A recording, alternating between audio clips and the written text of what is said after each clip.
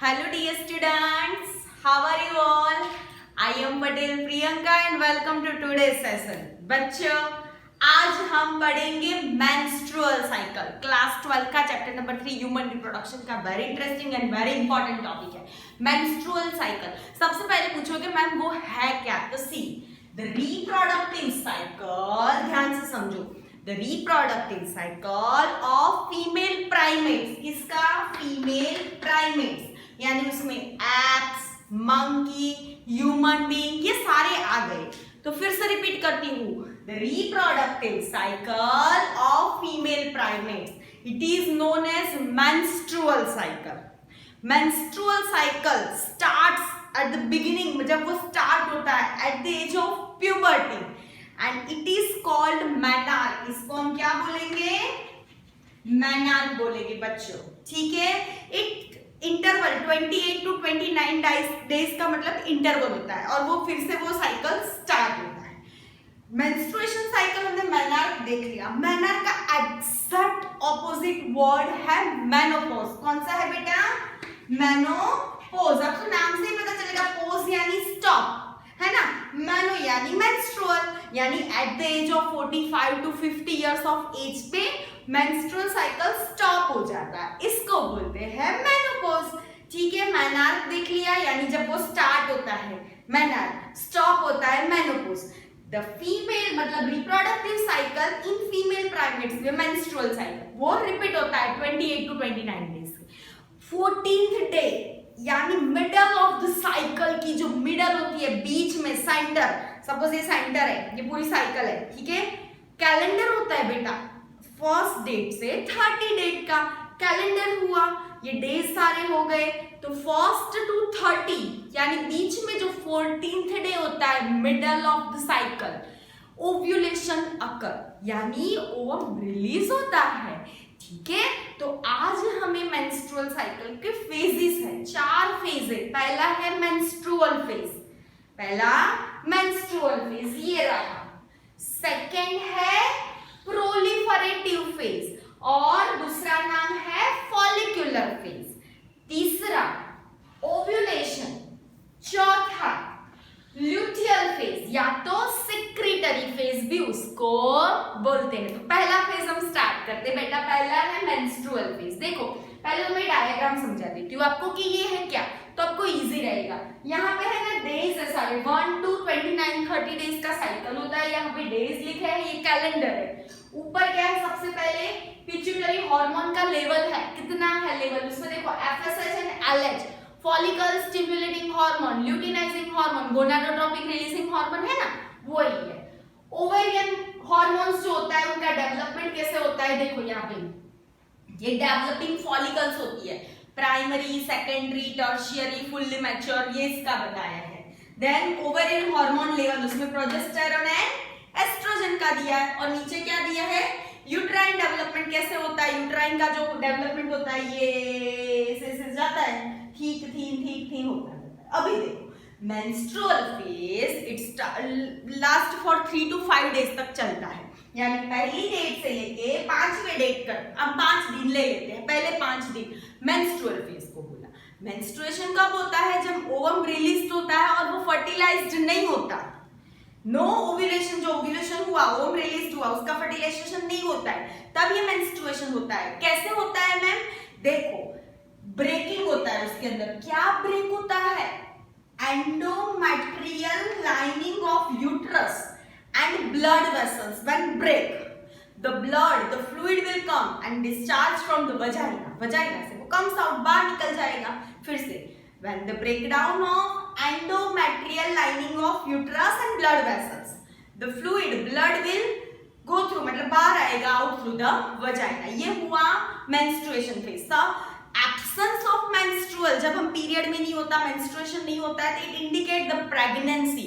But her time ऐसा नहीं होता. पुअर हेल्थ होती है, स्ट्रेस होता है एग्जाम का, समटाइम तो इरेगुलर हो जाता है साइकिल, ठीक है. तो sometime it is not indication of pregnancy. Mostly ऐसा होता है कि मेंस्ट्रुअल फेज नहीं होता है तो वो प्रेगनेंसी का इंडिकेट करता है, but sometime poor health, stress हो जाता है, तो अभी ऐसा होता है इरेगुलर होता है तो हमें खुश रहना चाहिए हमेशा जिंदगी में, है ना, जॉली रहना चाहिए, कोई टेंशन लेने की जरूरत नहीं है, बिंदास रहना। हाँ, काम करना है, अपना काम तो करना है, काम किए बिना तो कुछ नहीं है, बट विदाउट स्ट्रेस करना है। चलो आ जाओ वापस हमारे टॉपिक पे चल। तो वो मेंस्ट्रुअल फेज हो गया।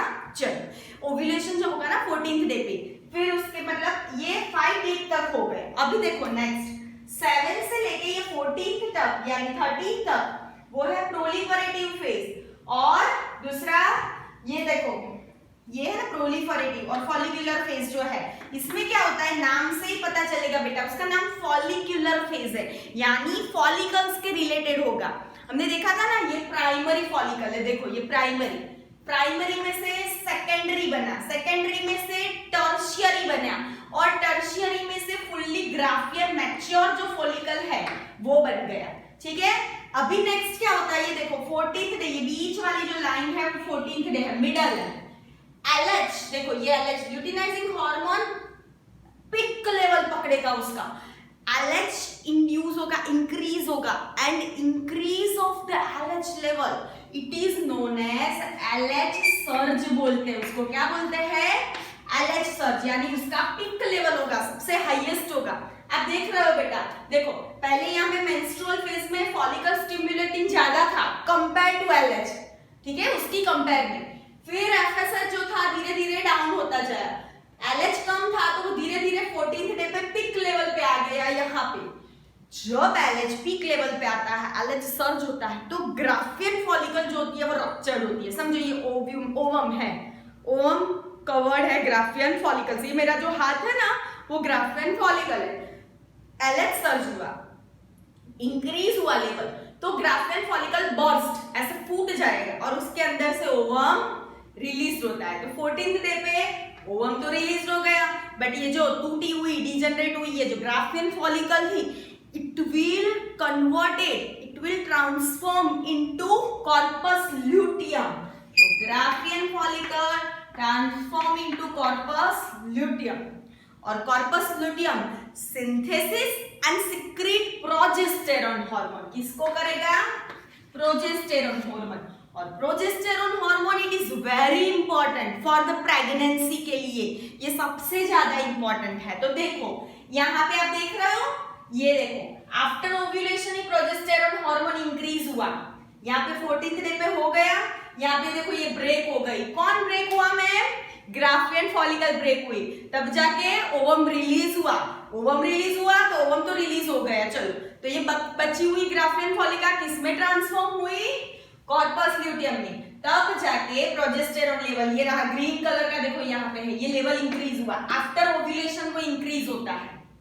समझ में आया? ठीक है, चलो इतना क्लियर हो गया। उसके बाद जो है हमारा लास्ट फेज होता है ल्यूटियल और सिक्रीटरी फेज।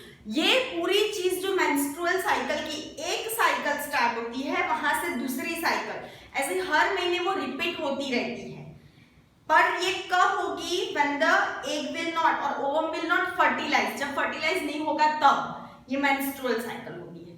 स्टूडेंट ध्यान से समझो, फिर से समझाती हूँ, एक बार रिपीट करवाती हूँ। देखो ये LH है, पीक लेवल 14th डे पे LH सर्ज होता है उसका, ठीक है। जैसे ही LH सर्ज होता है ग्राफियन फॉलिकल रप्चर्ड हो जाती है, उसमें से ओवम रिलीज होता है। प्रोजेस्टेरॉन का लेवल कब बढ़ेगा? आफ्टर ओव्यूलेशन के बाद बढ़ रहा है, देखो है ना। एस्ट्रोजन लेवल हाईएस्ट है 14th डे पे, और ये जो है मेंसेस यानी ब्लीडिंग जो स्टार्ट होता है, ब्लड निकलता है, फ्लो होता है उसका, उसको मेंसेस बोलते हैं, मेंस्ट्रुएशन ड्यूरेशन। और ये पूरा कैलेंडर होता है। यहाँ पे ये साइकिल कंप्लीट हो जाएगी 28-29 डेज पे, और यहाँ से ये दूसरी साइकिल स्टार्ट होगी। ऐसे दूसरी साइकिल स्टार्ट होती है, ठीक है। पहला हमने मेनार्क वर्ड दिखा, यानी initiation of menstruation at the age of puberty. Stop होता है 50 एज कर लो, चलो 45 to 50, तो वो मेनोपॉज बोल दिया, ठीक है। Reproductive cycle in female primates, apps, monkey, human being, इसको बोला हमने मेंस्ट्रुअल साइकिल। इसके बाद 4 फेज देखे हमने, पहला मेंस्ट्रुअल फेज देखा, दूसरा फॉलिकुलर फेज देखा, ओव्यूलेशन, और ल्यूटियल फेज, सिक्रीटरी फेज, जिसको 4 फेज के बारे में पढ़ लिया। रप्चर हुआ, ये primary, secondary, tertiary, Graafian follicle, mature follicle हुई। जब LH बढ़ा तो ये रप्चर्ड हुई। जैसे ही रप्चर होती है वर्म रिलीज होता है, ठीक है, और इसके बाद ही प्रोजेस्टेरोन हार्मोन का लेवल इंक्रीज होता है। बेटा ये पूरी जो चीज है वो मेंस्ट्रुअल साइकिल के बारे में पूरे पॉइंट्स मैंने आपको यहाँ पे समझाए, ठीक है। बाय बेटा, नेक्स्ट लेक्चर में फिर से मिलते हैं। टिल के प्रिवाइजिंग, बाय बाय।